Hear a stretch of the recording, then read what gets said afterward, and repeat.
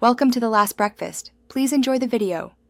You start by confirming prerequisites: Android Studio, SDK tools, and a device with USB debugging enabled.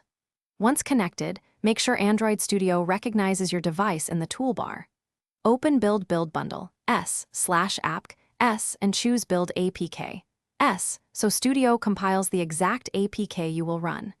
You do this now rather than later to guarantee the APK matches the project configuration. This prevents signature mismatches and ensures the run. Once the APK is built, locate it in the output folder and either drag it into Device File Explorer or install using a db install R from terminal. In Android Studio, you can also use Run Apk and select the APK as an external artifact. This tells Studio to push and start the app for you. Make sure you allow runtime permissions on the device if required. Doing these steps ensures the package is replaced cleanly and the launcher activity starts automatically. You finish by verifying the app runs. Open Logcat, filter to your package, and watch for crashes or missing resource errors. If the app does not install, make sure signatures match, debug versus release, or uninstall any existing conflicting package and retry with a db install R.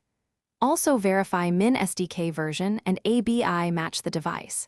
If problems persist, rebuild with a debug key, then run again. This isolates signing and compatibility issues so you can resolve them quickly. Thanks for watching. If this was helpful, leave a like and consider subscribing. See you next time.